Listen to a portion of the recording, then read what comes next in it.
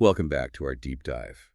It's really easy to picture historically black colleges and universities, HBCUs, as maybe something from the mid-20th century or perhaps the civil rights era. Mm-hmm. But the truth is, the roots go much, much deeper. We're talking about dozens and dozens of these vital institutions founded before 1950.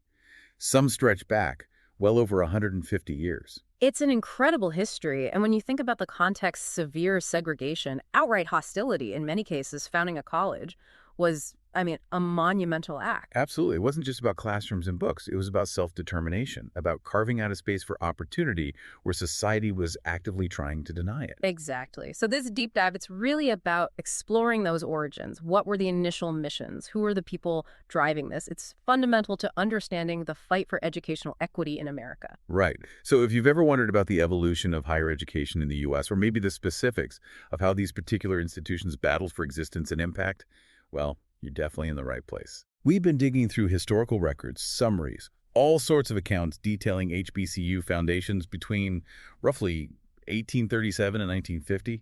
It's a huge amount of information, really fascinating stuff. It really is.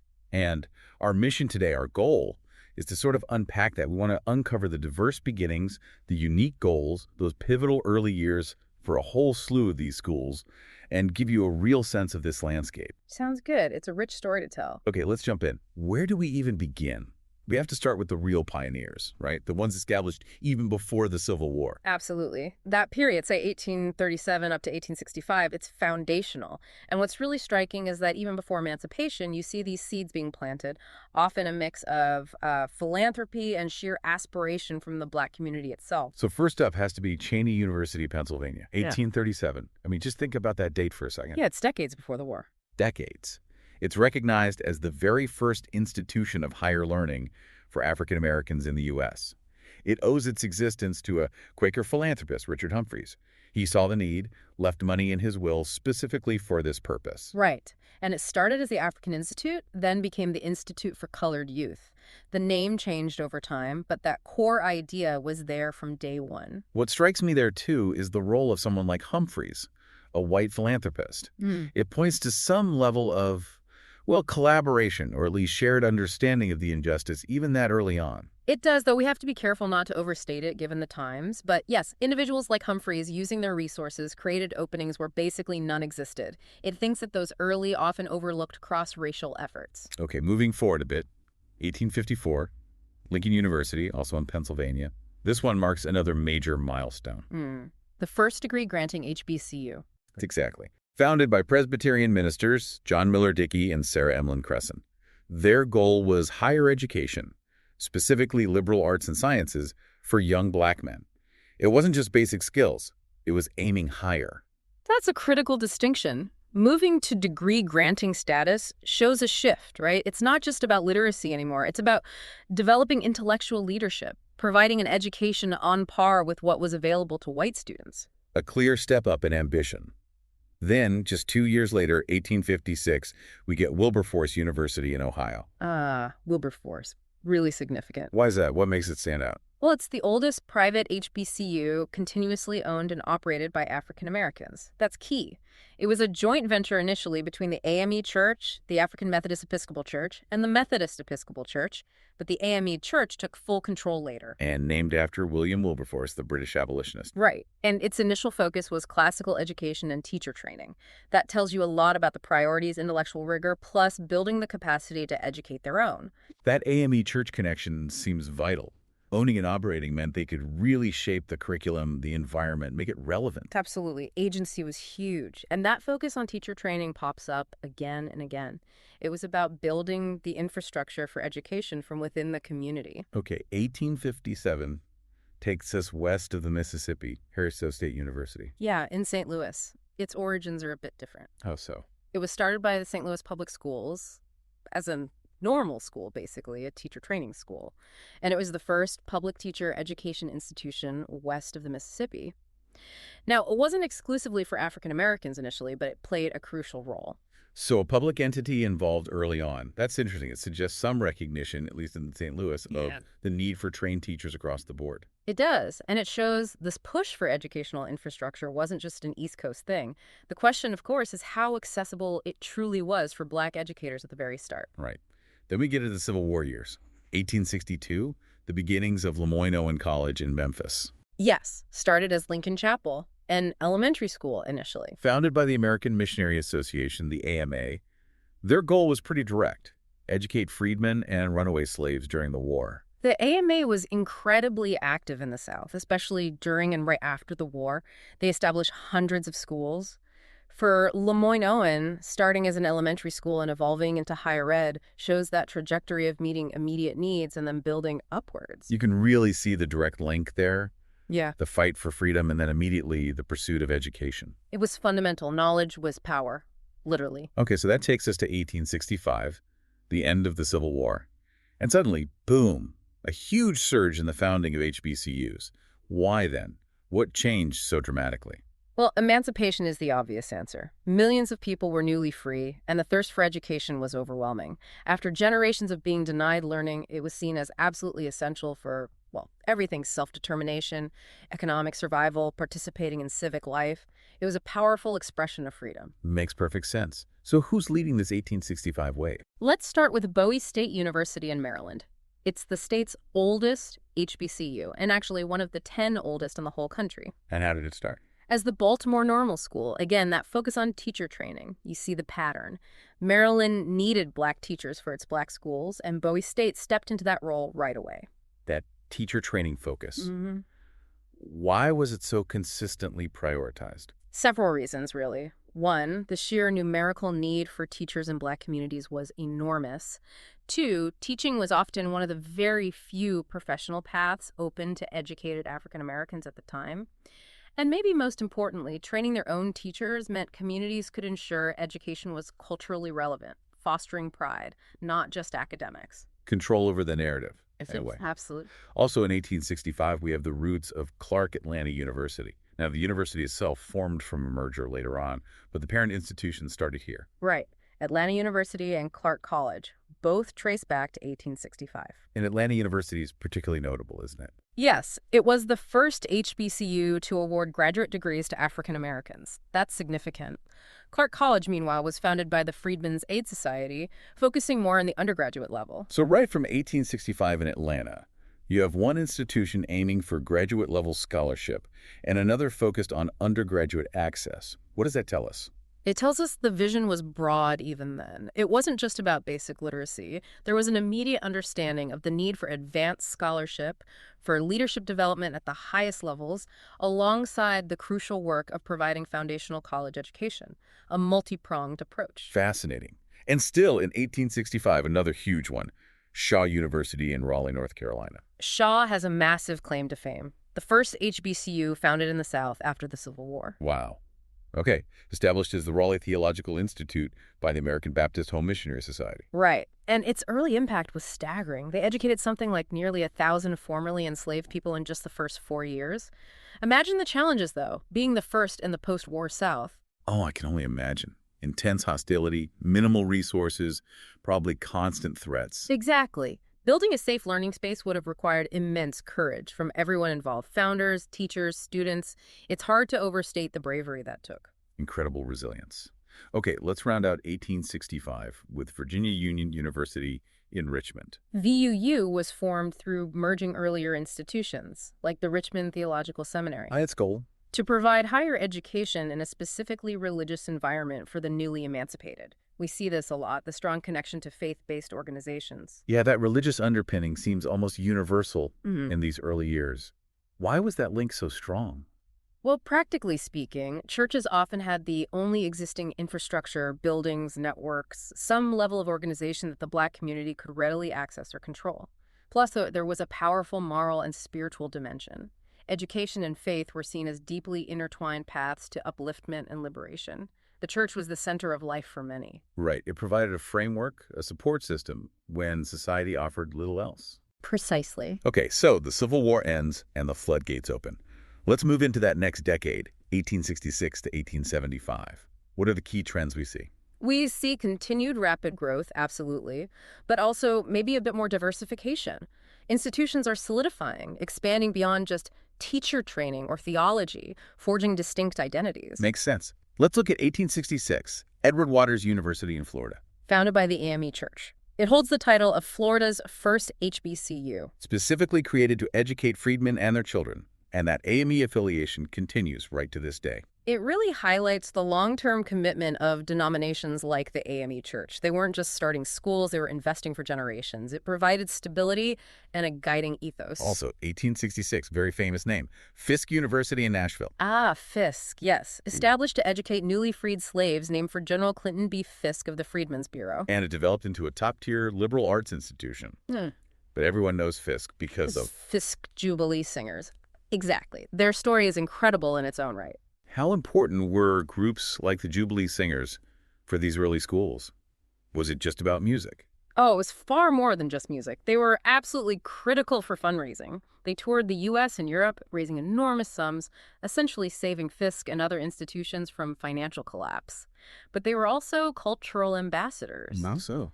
They introduced white audiences nationally and internationally to the dignity and artistry of Black spirituals and music. They challenged racist stereotypes and raised awareness about the very existence and purpose of these new colleges. They were powerful advocates. Wow. Fundraising, ambassadorship, cultural preservation, all through music. That's amazing. It really is. Okay, another 1866 founding, this one with a unique origin story. Lincoln University in Missouri. Yes, this one is remarkable. Founded primarily by African-American soldiers, veterans from the 62nd and 65th United States Colored Infantries of the Civil War. Soldiers pooling their money to start a school. Exactly. They started it as the Lincoln Institute. It's just an incredible example of self-reliance and foresight. These men had fought for freedom, and then they immediately turned their attention to securing the intellectual tools needed to live as free citizens. That says so much about their understanding of what freedom truly meant. It wasn't just the absence of chains. Not at all. It was about empowerment, knowledge, opportunity. Their actions speak volumes. Also, 1866, down in Mississippi, we have Rust College. Right. Founded in Holly Springs. Interestingly, it was initially chartered as Shaw University. Wait, another Shaw University? Yes, that caused some confusion, understandably.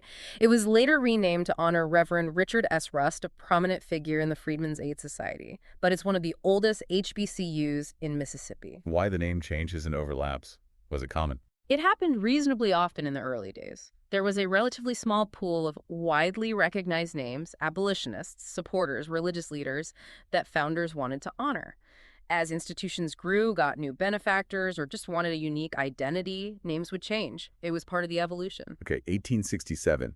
This year seems incredibly busy for HBCU foundations. Just an explosion. It really was. Reconstruction was underway, and the push for education was intense. Let's start with Alabama State University. Its beginnings sound incredibly humble. Almost unbelievably so.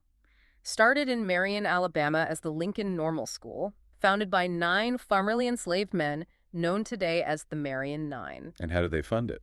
They raised just $500. That's it. An initial $500 pooled together by these 9 men to start a school. It's just a stunning example of grassroots determination. Absolutely inspiring. The commitment is just, wow. Yeah. Also, 1867, Barber Scotia College in North Carolina. Yes, formed eventually from the merger of Scotia Seminary and Barber Memorial College, established by the Presbyterian Church. And its initial focus was specific, right? Right. Yes, initially it was focused on educating African-American women, training women teachers, leaders for the community. It only became coeducational much later. So the Presbyterians saw educating women as a priority early on. What does that suggest? It suggests they recognized the absolutely crucial role women played in families, churches, community uplift. Educating women was seen as key to elevating the entire race. These women's seminaries offered opportunities that were desperately needed in a society that severely restricted options for Black women. Right. Fayetteville State University, also 1867, North Carolina again. Started as the Howard School, like many others, it eventually became a state-supported teacher training institution. That shift to state support, what drove that? Was it purely altruistic?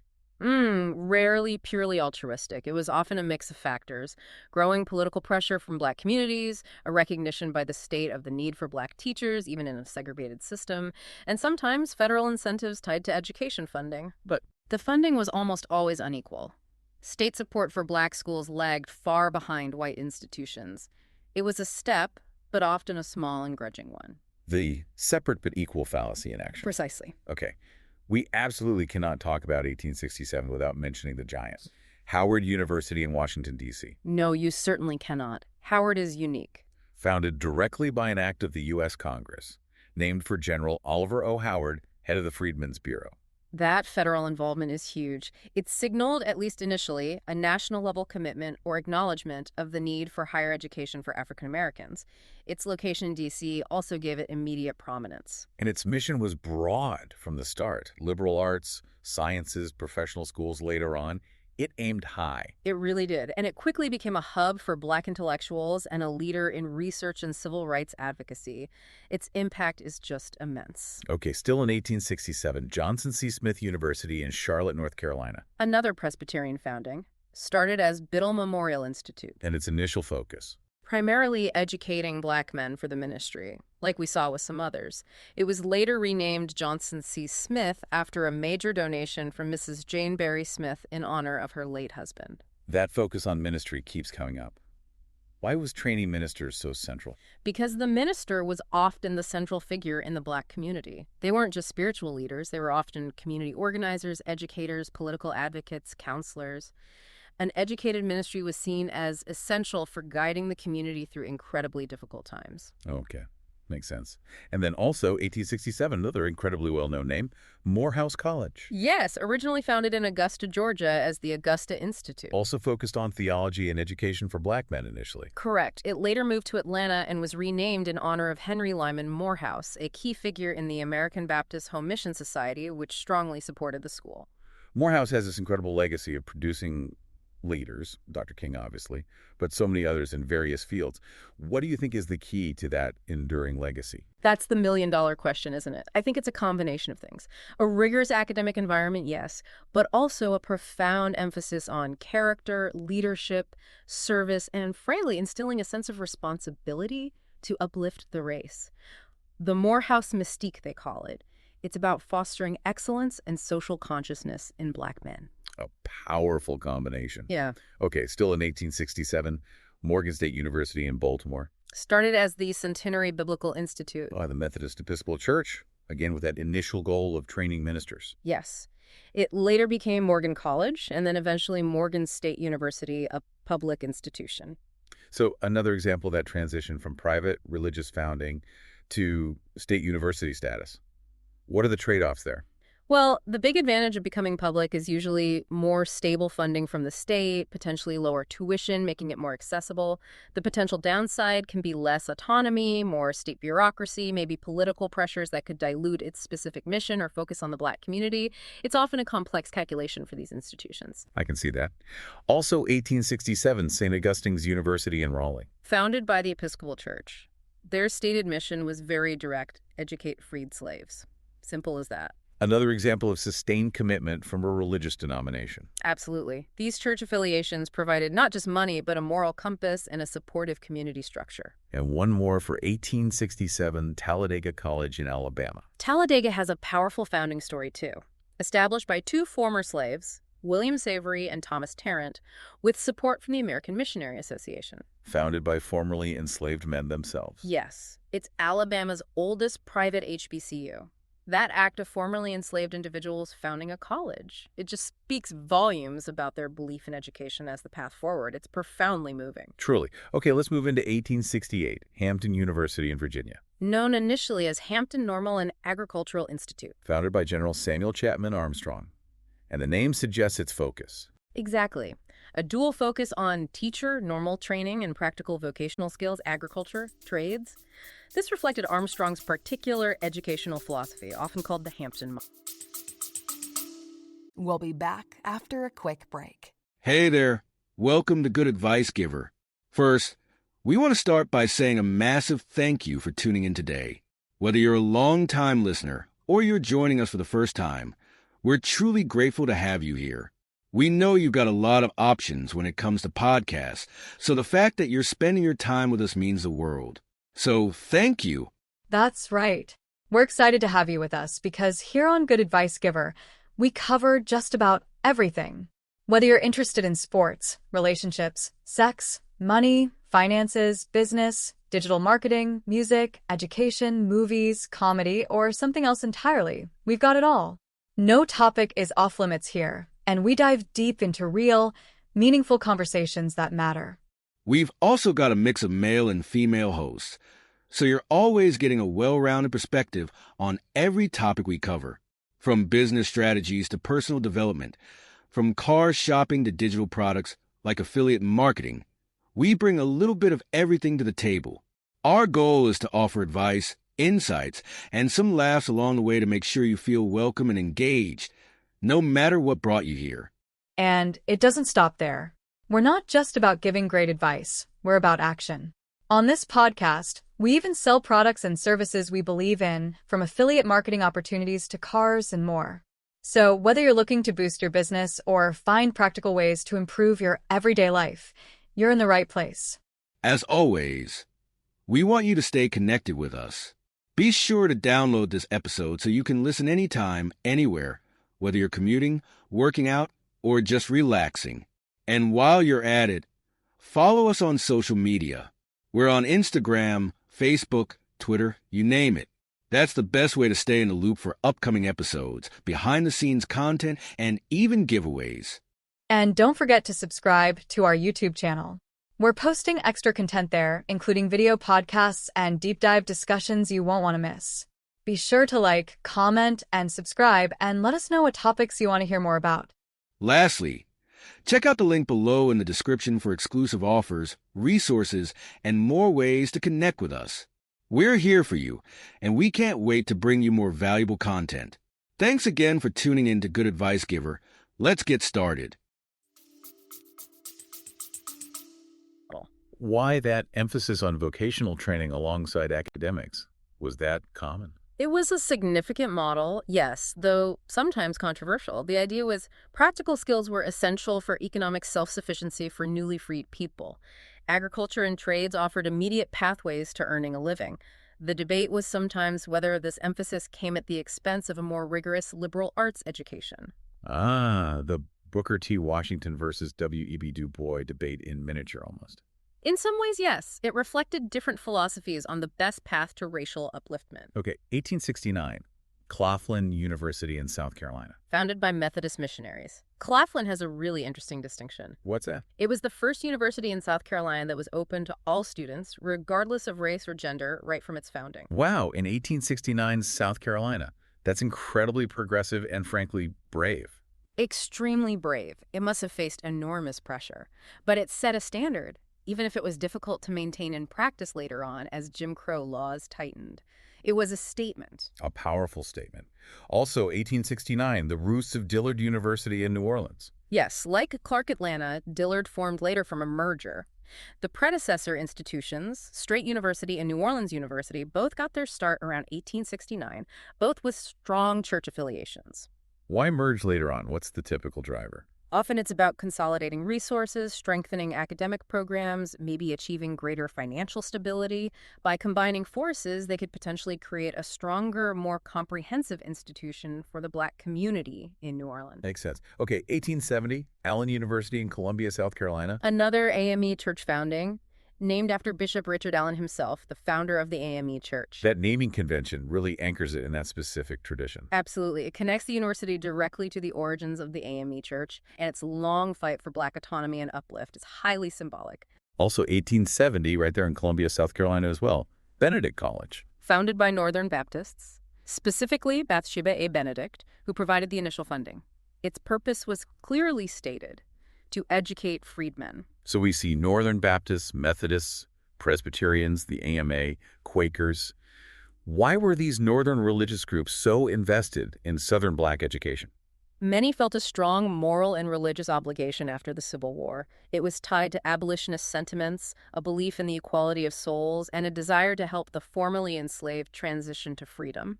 They saw education as absolutely vital for spiritual, economic, and social progress. They had resources and organizational capacity that were desperately needed. Okay. 1871 takes us to Alcorn State University in Mississippi. This one's a landmark. Huge landmark. Alcorn was the first Black land-grant college in the United States. The first one. established under the Morrill Land Grant Acts, named after the Mississippi governor at the time, James L. Alcorn.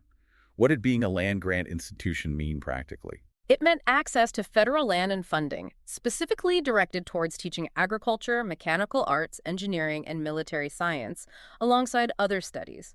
For Black communities in the agrarian South, this was potentially transformative. It provided public resources for practical education vital for economic development. But there's a catch. Right, always a catch. While the Second Morrill Act required states to either admit Black students to existing land grant schools or establish separate ones, which is what usually happened, the funding for these Black land grant institutions, the 1890s institutions as they're often called, was consistently and dramatically less than their white counterparts. Separate, but deeply unequal. So a crucial step, but still within that unequal system. Exactly. 1872, Paul Quinn College in Texas. Founded by AME church preachers, started in Austin, later moved to Waco, and now in Dallas, again focused on educating freed slaves and their children. The fact that it was preachers who founded it really highlights that integration of roles we talked about. Yes. Religious leaders were community leaders in almost every sense. They saw a need for education, and they took the initiative, often with very few resources beyond their faith and determination. Incredible.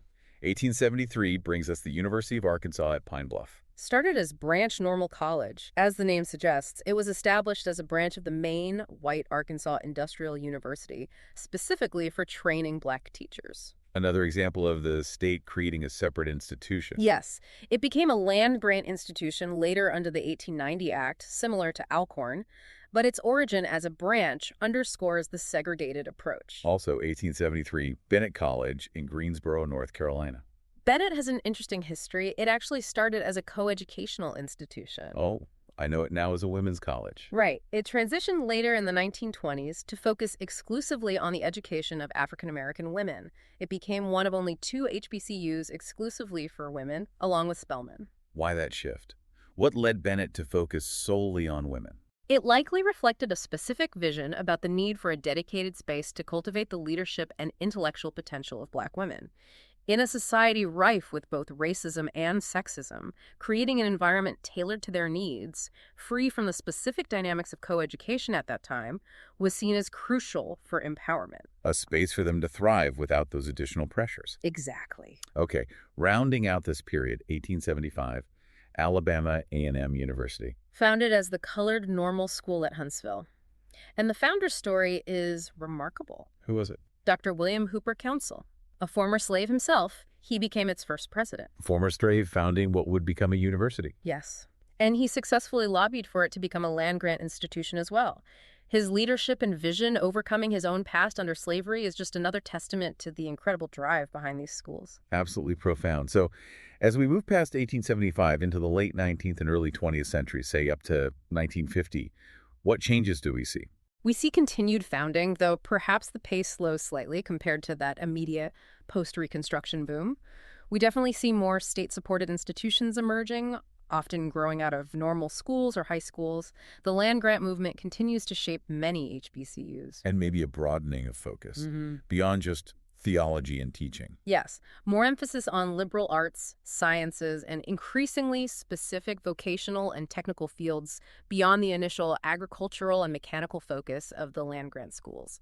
You also see junior colleges starting to emerge later in this period. So the landscape keeps evolving. Let's touch on some examples from this later era. We won't hit every single one. There's so many, but some key developments. Okay. For instance, 1876, Prairie View A&M University in Texas. Another crucial land-grant institution established specifically for African Americans. 1877, Jackson State University in Mississippi, starting as Natchez Seminary, founded by the American Baptist Home Mission Society. Again, that Baptist support. Right. It moved to Jackson later and evolved into a state university. 1879, Livingston College in North Carolina, founded by the AME Zion Church.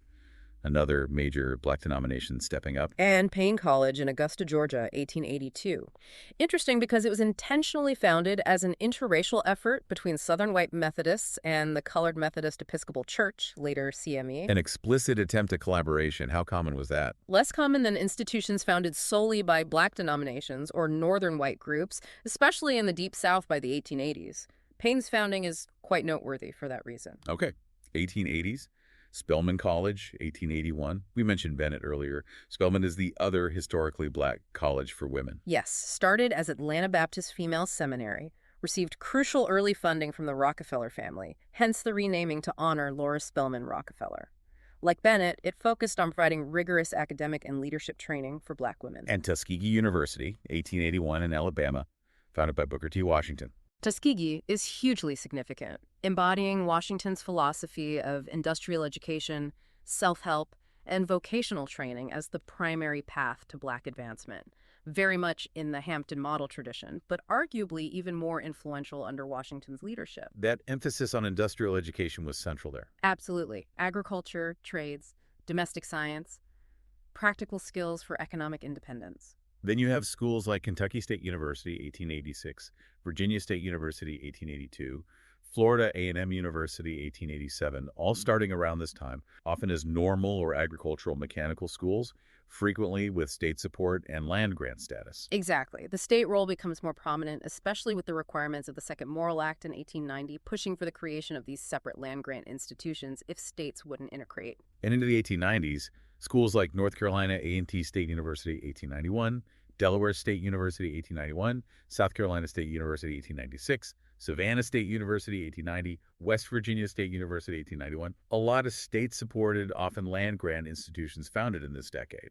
Yes, the 1890s were a key period for the establishment of the 1890 institutions, the historically black land-grant universities. It really solidified that parallel system of higher education in many southern and border states. Moving into the early 20th century, say 1900 to 1950, we still see foundings like Elizabeth City State University, 1891, but developing significantly later, Grambling State University, 1901, starting as a private industrial school, North Carolina Central University, 1910, founded by James E. Shepard as a private institution initially, Tennessee State University, 1912, state-funded normal school.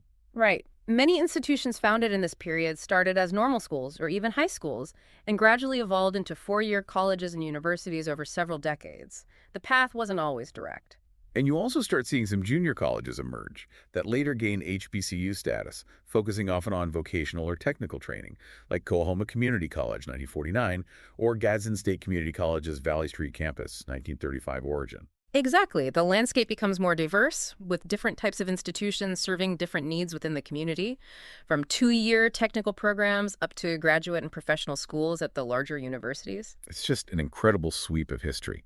Nearly 115 years from 1837 to 1950, just packed with the creation of these institutions against incredible odds. It really is. When you lay it out like that, the scale of the effort is breathtaking. So looking back over this whole deep dive, all these foundings, these stories, what are the big takeaways for you? What really stands out? I think first, the sheer resilience and the unwavering belief in education within the Black community itself. From formerly enslaved individuals pooling pennies to soldiers founding schools to established churches making it a central mission, that internal drive is the core story. Yeah. Second, the absolutely critical role of allies and institutions, religious denominations, both black and white, philanthropists, the federal government, however inconsistently, in providing resources and legitimacy when they were desperately needed. Right. It was often a combination of internal drive and external support. And third, the diversity of missions. Yes, teacher training and theology were crucial early on, but it quickly expanded to liberal arts, sciences, agriculture, trades, graduate studies, women's education. It was about building a comprehensive educational ecosystem. That diversity is key. It wasn't monolithic. And for you listening to this, maybe the aha moment is just realizing the depth and breadth of this history. It's not just a handful of famous names. It's a vast network built over generations, often in the face of unimaginable adversity. Absolutely. And understanding that history is crucial for appreciating the legacy. These institutions weren't just schools. They were incubators of leadership, engines of social mobility, preservers of culture, and vital centers for the civil rights movement and beyond. Their contribution to American society is profound. It truly is. Their continued existence and importance today is a direct link back to those founding principles. So, maybe the thought to leave you with is this. Considering these origins, born from struggle but fueled by an incredible vision for a better future through education, what does the continuing story of HBCUs tell us about the enduring power of knowledge and the ongoing work needed to achieve true equity in our society today? And how might the lessons from their founding inform how we think about access and opportunity in higher education for all students now? Powerful questions to ponder. Their history is not just history, it's a living legacy with lessons for today. Today is your lucky day. Today is the day that our $3 website works for you, paying you directly to your PayPal daily. Imagine $3 ongoing continuous payments to your PayPal account. Imagine falling asleep and waking up to $300 in your PayPal account. How would this make you feel? How could this help you? What bills could you pay? What kind of fun could you have? What does that retirement look like now? All for a one-time payment of $3. This website is DFY done for you, fully built and completely hosted, and never stops collecting payments for you. You have spent $3 on coffee on a regular, but that coffee won't help you create multiple streams of income. Click the link below.